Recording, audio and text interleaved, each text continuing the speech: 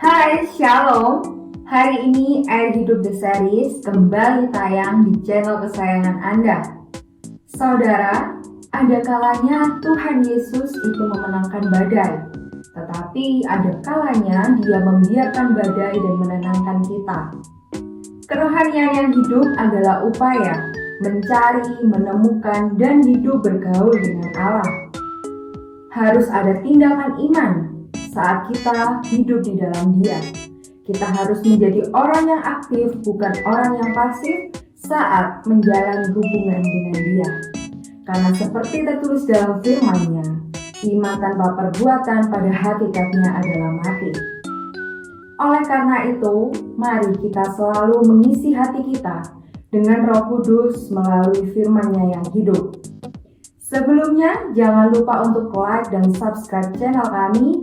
Dan jika Anda menyukai video ini, silakan klik tombol share supaya banyak orang yang lebih dimenangkan dalam Tuhan.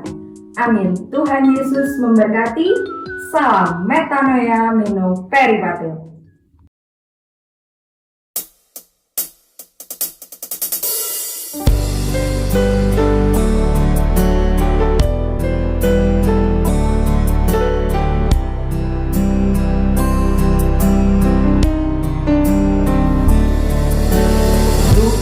Dengan kekuatan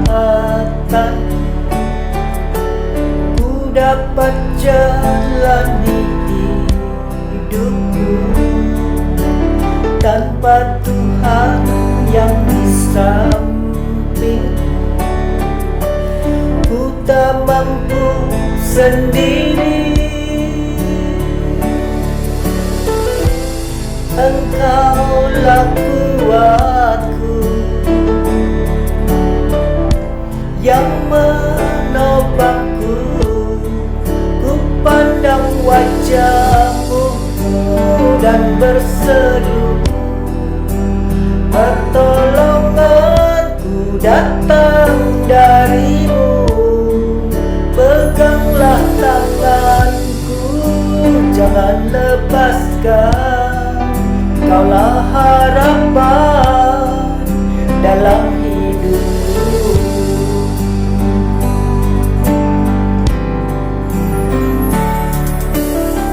Bukan dengan kekuatan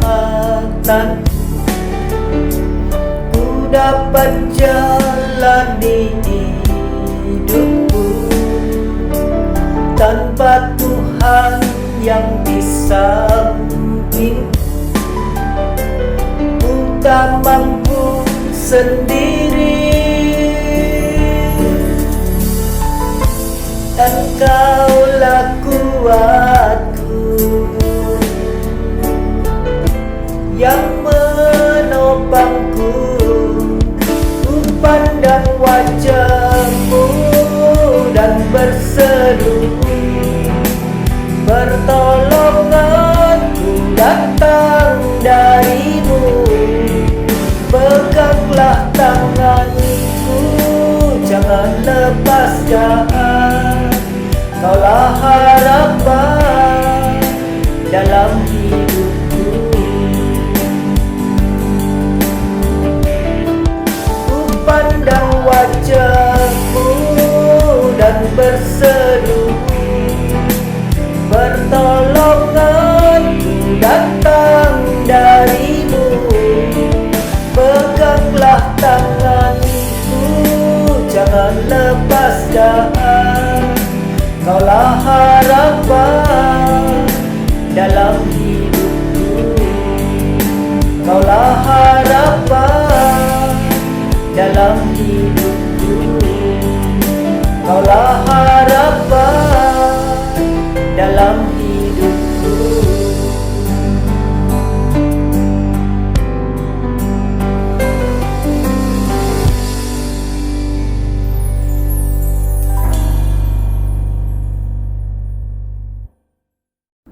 Shalom, Bapak Ibu yang dikasihi Tuhan, salam dalam kasih Kristus.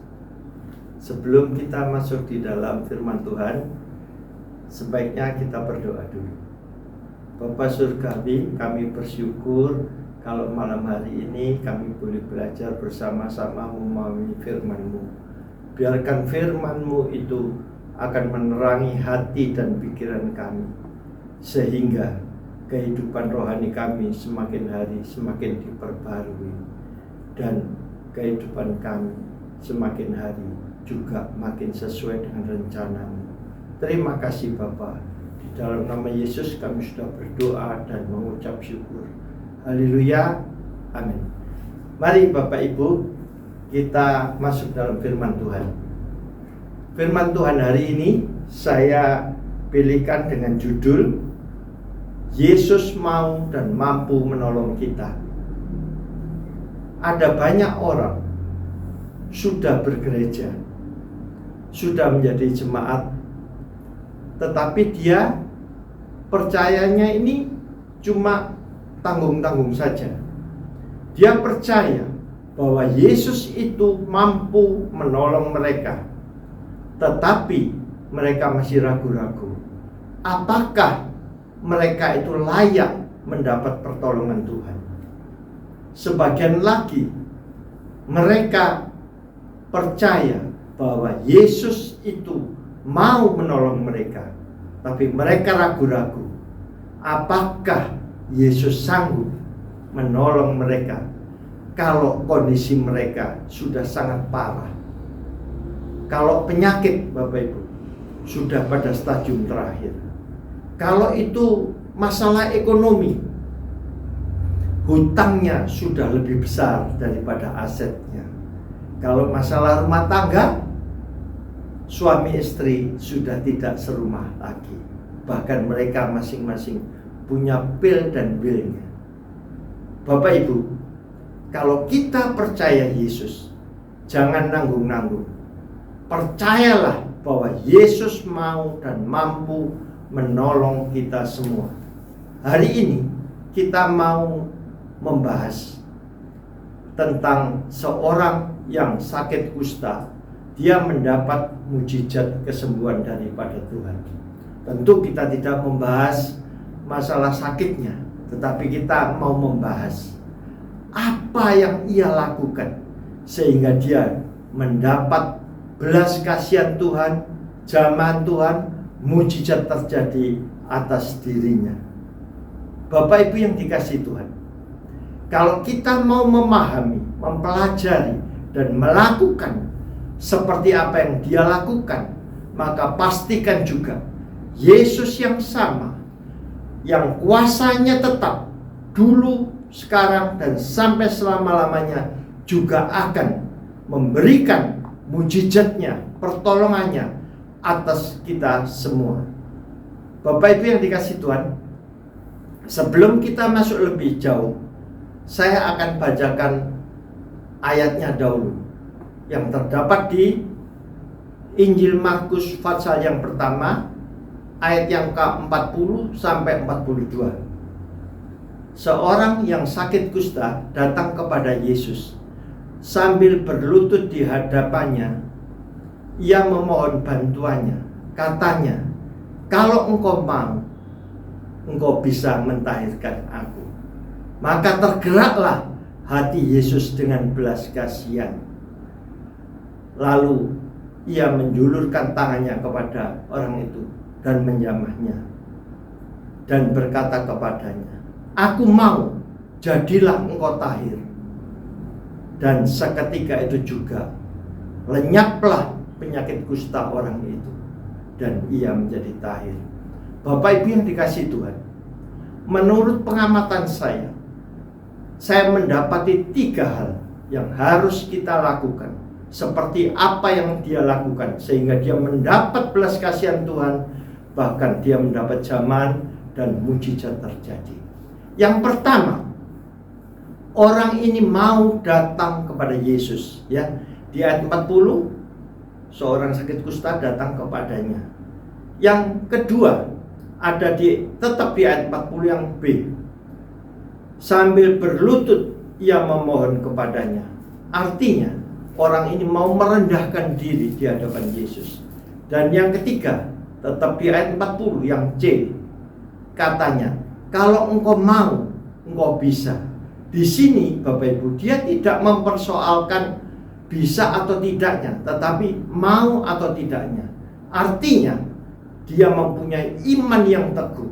Jadi poin yang ketiga nanti, ia memiliki iman yang teguh. Bapak Ibu, 3 hal. Yang pertama, mau datang kepada Yesus. Yang kedua, mau merendahkan diri di hadapannya. Dan yang ketiga, memiliki iman yang teguh. Kita akan bahas satu persatu. Yang pertama, mau datang kepada Yesus. Ini adalah menunjukkan kesungguhan hati. Seseorang mau datang, berinisiatif, bertekad. Dia mencari Yesus, bukan menunggu Yesus datang ke tempat penampungan orang ini, tapi dia datang untuk mencari Yesus. Bapak Ibu, untuk datang kepada Yesus bagi orang kusta ini sesuatu yang sangat besar pengorbanannya. Mengapa? Karena dia harus menanggung resiko. Waktu dia memasuki kota, dia ini akan mendapat ancaman dilempari batu oleh orang-orang. Sebab menurut Imamat 13 ayat 45 ya, orang yang berpenyakit kusta ini ditampung di luar kota. Dia diletakkan di luar perkemahan. Di sana dia kalau akan masuk kota ya, dia harus memakai baju compang-camping. Rambutnya diurai ya, dan dia harus berjarak 6 meter dengan orang biasa. Artinya social distancingnya itu 6 meter, lebih daripada corona. Corona hanya 1,5 sampai 2 meter. Ini adalah 6 meter. Jadi penyakit kusta di zaman Yesus lebih menakutkan daripada penyakit corona saat ini. Bapak Ibu, belum cukup itu. Dia ini kan orang berpenyakit yang sudah lama menderita, penuh kusta. Dikatakan di kitab Lukas di kisah yang sama ya, bahwa orang ini penuh dengan kustanya. Artinya kondisinya sudah sangat amat parah dan staminanya pun sudah sangat rendah, sehingga dia memerlukan perjuangan untuk datang ke kota, berjalan memasuki kota dengan susah payah. Karena orang yang berpenyakit kusta itu Bapak Ibu, jari-jarinya sudah pada mereteli ya. Lah, dia kalau jalan pun juga sudah tidak stabil karena tidak ada jari-jari kakinya. Jadi dia berjuang dengan sangat sehingga dia bisa menemui Yesus. Bapak Ibu Saudara sekalian, ada banyak di antara kita ya, sudah percaya Yesus, sudah berjemaat, tetapi kalau dia misalkan sakit tidak sembuh-sembuh, doa berkali-kali tidak mendapat jawaban Tuhan, dia pasti diberitahu temannya, tetangganya, atau pembantunya dan lain sebagainya. Akhirnya dia mencari alternatif. Hal ini banyak terjadi di sekitar kita. Bukan itu saja, hal-hal tahayul yang seharusnya harus kita singkirkan jauh-jauh, bahwa hindarilah tahayul dan dongeng nenek-nenek tua. 1 Timotius 4 ayat 7 itu jelas mengatakan kita tidak boleh mendengarkan dongeng nenek-nenek tua. Tapi ternyata kita ini masih terpengaruh. Misalkan ya, tahun ini kalau tahun Mandarin, tahun macan, banyak orang tidak berani hamil. Mengapa? Karena nanti dikhawatirkan kalau hamil di tahun ini, nanti anaknya siu macan. Dan anak gadis kalau siu macan biasanya dihindari oleh orang karena takut dimakan macan mungkin ya. Bapak Ibu yang dikasihi Tuhan, belum cukup itu. Markus 7 ayat 7 dan 8 mengatakan, percuma kamu beribadah kepadaku. Ajaran yang kamu ajarkan adalah perintah manusia. Perintah Allah kamu abaikan untuk berpegang pada adat istiadat manusia. Banyak di antara kita Bapak Ibu, kalau mau mantu ya, mesti cari bulan besar, cari hari baik. Beli rumah juga demikian, tidak mau yang tusuk sate, lebih baik yang tusuk onde ya. Hal demikian pada waktu saya berbicara di mimbar, waktu saya turun mimbar didatangi incim-incim, "Boksu, apa sih artinya tusuk onde itu?" Waduh, saya tadi hanya gimmick, tapi saya terpaksa harus berkata dengan benar. Bapak Ibu yang dikasihi Tuhan, kita ini harus berfokus pada Tuhan. Seperti ada banyak di antara kita sudah datang di gereja, ya, sudah mendengarkan kebaktian, ikut bernyanyi, ikut memuji Tuhan, menyembah Tuhan. Tetapi Bapak Ibu, HP-nya masih aktif. Sebentar-bentar melihat HP-nya. Ada juga yang pikirannya, nanti habis ini kita belanja di mana? Habis ini kita makan di mana? Jadi Bapak Ibu, kita datang kepada Yesus, tapi masih kurang fokus. Yesus itu Bapak Ibu adalah alamat yang tepat bagi kita. Mengapa? Karena Yesus selain pencipta segala sesuatunya, Dia juga penebus dosa. Di Yesaya 59 ayat 1 dan 2 dikatakan bahwa tangan Tuhan tidak kurang panjang untuk menolong kita. Telinga Tuhan tidak kurang peka untuk mendengar doa-doa kita. Tetapi yang menjadi pemisah antara kita dengan Allah kita adalah dosa-dosa dan kejahatan kita. Oleh karena itu, mutlak kita perlu seorang pengampun dosa, sehingga kita layak mendapat pertolongan dari Tuhan. Itu sebabnya Markus 11 ayat 24 dikatakan, kalau kamu berdiri berdoa, sekiranya ada sesuatu dalam hatimu terhadap seseorang, maka ampunilah dahulu, supaya Bapamu di surga juga mengampuni segala dosa dan kesalahanmu, sehingga kita layak menerima pertolongan Tuhan. Ada banyak orang mengira jalan itu lurus, tapi ujungnya menuju maut. Oleh karena itu Bapak Ibu, kita perlu berhati-hati di dalam mempercayai segala sesuatu. Seperti kalau kita tidak hati-hati, seperti lagunya Ayu Ting Ting. Kemana-kemana, dimana-dimana. Apa yang dicari? Alamat. Yang didapat? Alamat palsu. Oleh karena itu, kita harus berhati-hati. Jangan datang ke suatu tempat atau ke suatu sesembahan yang tidak benar. Karena iblis pun dapat menjelma menjadi malaikat terang. 2 Korintus 11 ayat 14. Jadi Bapak Ibu, kita perlu datang ke alamat yang tepat. Saya mempunyai HP merek tertentu Bapak Ibu. Waktu itu rusak. Saya bawa ke pusat reparasi. Dia bilang katanya kira-kira biayanya 1 juta karena ganti ini dan itu. Terus ditinggal 1 minggu. Saya keberatan Bapak Ibu ya, HP yang dipakai aktif itu kok ditinggal 1 minggu. Kemudian waktu saya ke Surabaya, saya ke perwakilannya yang merek yang saya punya itu, dan di sana cuma ini dibersihkan aja. Cuma pelapis pelindung kaca depannya itu harus rusak, sebab HP ini harus dibongkar. Nggak apa-apa lah, cuma sekian puluh ribu. Dan ternyata setelah masuk ke ruangannya, dibersihkan, dikembalikan, saya cuma bayar sekian puluh ribu dan mengganti pengamannya aja. Bapak Ibu, HP saja kalau rusak dibawa ke perwakilan pabriknya. Demikian juga kalau saudara dan saya mengalami masalah, baik itu sakit penyakit maupun masalah-masalah lain yang diakibatkan dosa, mungkin usaha kita, mungkin juga keluarga kita, jangan sampai salah alamat. Datanglah kepada Yesus Kristus Tuhan.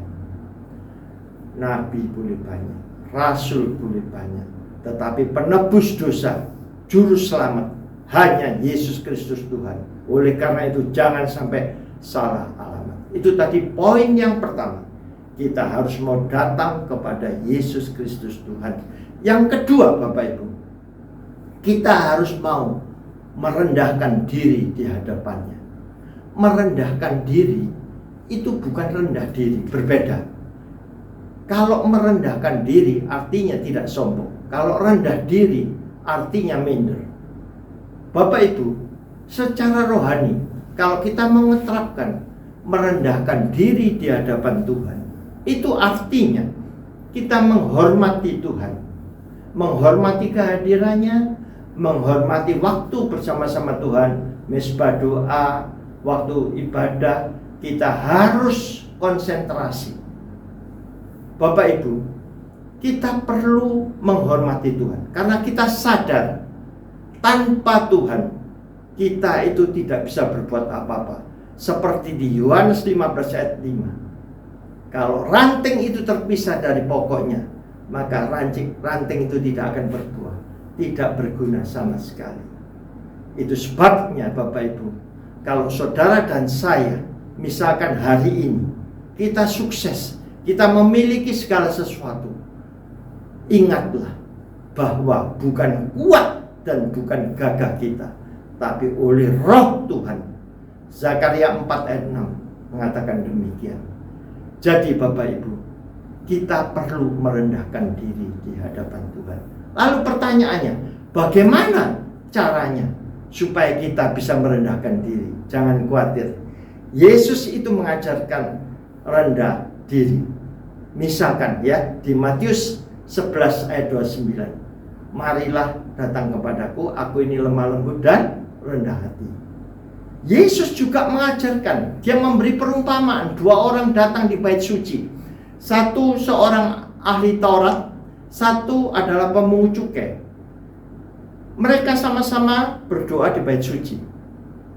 Ahli Taurat berkata dalam hatinya, di Lukas 18 ayat 9-14 ya, kalau Bapak Ibu nanti lihat di rumah, orang ahli Taurat ini berkata dalam hatinya, terima kasih Tuhan, aku tidak seperti seorang pemungut cukai itu. Aku bukan perampok, bukan pencuri. Aku memberi perpuluhan dari segala penghasilanku. Aku berpuasa 2 kali seminggu. Wah, dia membanggakan dirinya. Tetapi sebaliknya, orang pemungut cukai ini datang dengan menundukkan diri. Dia jauh-jauh, tidak berani mendekat bait suci. Dia bahkan memukul-mukul diri. Dan Yesus berkata, orang semacam inilah yang berkenan di hadapan Tuhan, karena dia merendahkan diri. Bahkan di Lukas 18:14-nya dikatakan, orang yang meninggikan diri akan direndahkan, dan orang yang merendahkan diri akan ditinggikan. Bapak Ibu yang dikasihi Tuhan, mengapa sih kita ini perlu merendahkan diri di hadapan Tuhan? Kita ini merendahkan diri itu supaya timbul belas kasihan Tuhan. Seperti di 2 Tawarikh 7 ayat 14, di sana dikatakan, dan umatku yang atasnya namaku disebut, ya, berdoa mencari wajahku dan merendahkan diri juga apa? Bapak Ibu, ini yang terpenting, berbalik dari jalan-jalannya yang jahat, artinya bertobat. Maka aku akan mendengarnya dari sorga, aku akan mengampuni dosanya. Pertama ya, jadi sebelum orang itu dipulihkan atau dijamah atau diberikan mujizat, dia harus diampuni dosanya, supaya tidak ada pemisah antara Allah dengan umatnya. Bapak Ibu, di situ dikatakan, lalu aku akan mengampuni dosanya dan aku akan memulihkan negerinya, bangsanya, rumah tangganya, pekerjaannya, bahkan hidup perkawinannya.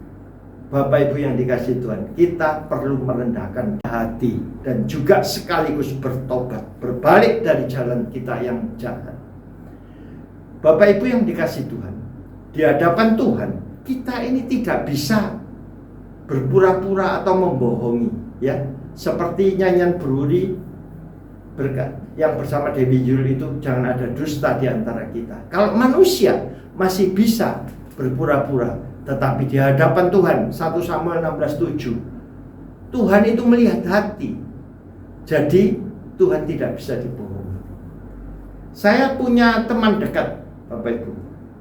Saya namakan aja Joni. Dia punya karyawan namanya Jono. Joni dan Jono ini teman akrab. Jono bekerja di Joni dan Jono ini tinggalnya juga di rumahnya Joni.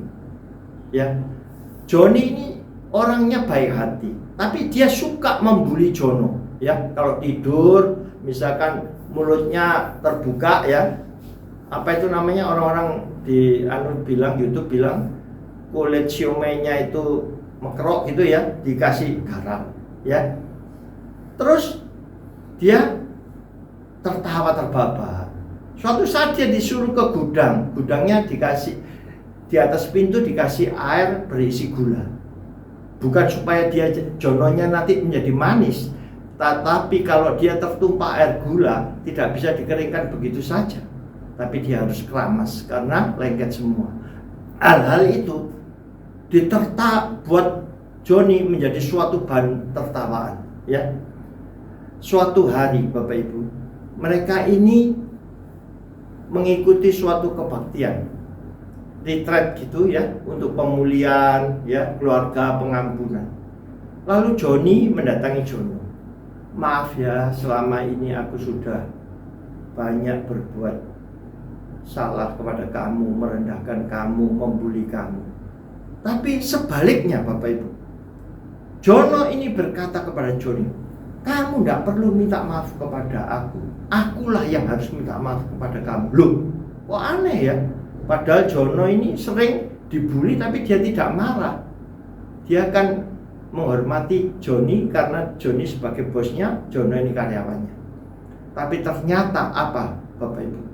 Jono ini dia memang kelihatannya tidak marah. Dia tetap berlaku sopan, tetap merendahkan diri.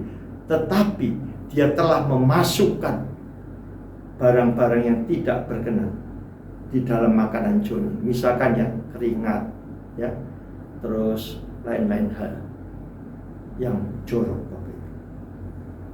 Jadi kalau manusia masih bisa berpura-pura merendahkan diri, tetapi di hadapan Tuhan, mari saudara, kita sungguh-sungguh menghormati hadirat Tuhan dan kita berkomitmen, kita akan berbalik dari perbuatan-perbuatan lama kita yang berbau dosa, dari perbuatan-perbuatan kita yang jahat, agar hidup kita semakin hari semakin memuliakan Tuhan.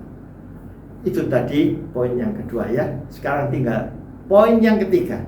Masih ingat? Yang pertama tadi kita harus datang di hadapannya. Yang kedua kita harus merendahkan diri di hadapannya. Dan yang ketiga, kita harus memiliki iman yang teguh. Iman, Bapak Ibu, itu erat kaitannya dengan kepercayaan. Hampir di segala bidang itu ada kaitannya dengan kepercayaan. Misalkan ya, kalau kita mau nyekolahkan anak, kita pasti memilih sekolahan yang baik, yang menghasilkan anak didik yang bonafit. Guru-gurunya pun harus bonafit. Kalau kita mau deposito ke bank, tidak mungkin sembarang bank. Kita mesti cari yang ATM-nya banyak, yang bonafit dan lain sebagainya. Demikian juga seorang gadis, kalau dia mau dipersunting oleh seorang pria menjadi suaminya, dia pasti menyelidik dan sampai dia bisa mempercayai pria itu nantinya bisa bertanggung jawab dan melindungi keluarganya. Demikian juga secara rohani. Kalau kita mau mempercayai sesembahan kita, kita tidak boleh asal percaya turun-temurun, ya. Tapi kita harus memakai logika kita, memakai akal kita. Sebab firman Tuhan jelas mengatakan, kasihlah Tuhan Allahmu dengan segenap hatimu, segenap jiwamu, bahkan dengan segenap akal budi. Jadi akal budi harus digunakan, Bapak Ibu. Jadi kita harus mengerti bahwa memiliki iman yang teguh itu adalah iman yang aktif, ya. Yakobus 2 ayat 17 mengatakan iman tanpa perbuatan adalah mati. Jadi kita harus aktif. Kita punya anak, kita senang yang aktif. Kalau anak itu diam saja, ya tidak senang kita. Demikian juga kalau kita punya karyawan, harus senang yang aktif. Iman harus aktif, harus disertai perbuatan. Belum cukup, Bapak Ibu, harus disertai juga dengan hikmat. Iman yang disertai hikmat artinya adalah iman yang dapat menggunakan pengetahuan yang ada secara tepat dan dalam waktu yang tepat pula. Begini, Bapak Ibu, suatu hari saya itu merasa dada saya sakit, nyeri gitu ya. Apa yang terbersit di pikiran saya? Tentu, waduh, jangan-jangan jantung saya bermasalah. Saya pergi ke dokter. Saya tetap berdoa, Tuhan, jamah jantung saya, jamah tubuh saya. Saya percaya Engkau menyembuhkan. Amin. Saya tetap pergi ke dokter, periksa EKG, treadmill, periksa darah, makan obat, ronsen, MRI, dan lain sebagainya. Dan Tuhan juga menolong di dalam hal usaha saya ini melalui dokter. Ternyata dokter itu yang mendiagnosa, dia berkata bahwa jantung saya itu oke. Hanya saja saya kecapean olahraga, atau mungkin kena masuk angin, atau salah urat saja. Puji Tuhan, jantung saya tidak bermasalah. Tetapi teman saya, Bapak Ibu, dia juga nyeri jantungnya, dadanya. Dia cuma berdoa, Tuhan tolong nama Yesus. Baik itu. Dia tidak mau ke dokter, tidak mau minum obat. Akhirnya mati orang itu. Lain lagi hal, Bapak Ibu, tentang keuangan. Ada teman saya ini sangat diberkati, ya, usahanya maju. Dia menggunakan uang ini secara royal, ya. Padahal firman Tuhan berkata, belajarlah pada semut. Saat semut itu mengumpulkan rotinya pada saat panen. Artinya, saat pekerjaan kita maju, kita harus berinvestasi untuk lainnya, atau kita simpan, kita tabung, tidak kita habiskan. Tapi teman saya ini berkata apa? Orang yang diberkati Tuhan itu, orang yang dicintai Tuhan itu diberkati pada waktu tidur. Mazmur 127 ayat 2. Bahkan dia berkata bahwa kesusahan sehari cukuplah sehari. Di Matius 6 ayat 34 itu. Jadi dia sok rohani. Bahkan dia ngomong, Allahku sanggup memberikan apa yang aku butuhkan. Filipi 4 ayat 19 itu. Tapi akhirnya, Bapak Ibu, saya dengar dia kesulitan keuangan, dan akhirnya usahanya hancur. Iman yang teguh adalah iman yang aktif dan yang disertai hikmat. Jadi bukan iman yang ngawur atau iman yang buta. Mengapa sih, saudara, kita ini perlu memiliki iman yang teguh? Iman yang teguh itu sangat diperlukan untuk menghadapi badai. Di Matius 7 ayat 24, ya, disebutkan orang yang mendengarkan firman dan melakukannya, ia adalah orang yang bijak, orang yang berhikmat, yang mendirikan rumahnya di atas batu, mendirikan kehidupannya di atas batu karang yang teguh, yaitu namanya Yesus Kristus Tuhan. 1 Korintus 10 ayat 4c, ya. Batu karang itu adalah Yesus. Kalau kita mendirikan kehidupan kita di atas batu karang itu, maka badai apapun tidak akan bisa menggoyahkan. Seperti dikatakan di Matius 7 itu, hujan datang, badai datang, bahkan banjir melanda, tapi rumah itu tidak roboh. Jadi kalau kita memiliki iman yang teguh, yang berdiri di atas batu karang Yesus Kristus Tuhan, maka kita tidak akan tergoyah. Badai apapun juga yang terjadi hari-hari ini, krisis ekonomi, krisis sakit penyakit pandemi, bahkan krisis moral, itu tidak akan menghantam kita dan keluarga kita. Kalau kita berdiri di atas batu karang yang teguh itu, bukan saja kita dapat bertahan menghadapi badai, tapi kita bisa menembus badai bersama Yesus Kristus. Ingat perahu Simon Petrus hanya merupakan perahu sampan dari kayu yang hanya dimuati 7 orang. Kecil Bapak Ibu, terombang-ambing oleh badai di tengah-tengah Danau Galilea. Namun karena ada Kristus di dalamnya, perahu yang kecil ini dapat melalui badai dan sampai di seberang sana dengan selamat. Oleh karena itu, Bapak Ibu, sekali lagi kita harus memiliki iman yang kuat.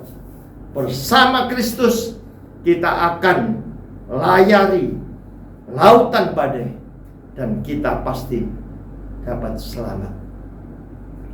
Itu sebabnya Bapak Ibu, kalau kita percaya bahwa Yesus mampu dan mau menolong kita, maka kita harus lakukan 3 hal tadi. Yang pertama adalah, masih ingat, datang kepada Kristus. Yang kedua, apa saudara? Kita harus merendahkan diri di hadapannya. Dan yang ketiga, kita harus memiliki iman yang teguh. Lakukan 3 hal ini dan percayalah Yesus mampu dan mau menolong saudara. Pastikan saudara akan dipulihkan. Rumah tanggamu akan dipulihkan. Bisnismu akan dipulihkan. Penyakitmu akan disembuhkan. Dalam nama Yesus, terjadilah apa yang saudara dan saya imani dan lakukan. Tuhan memberkati.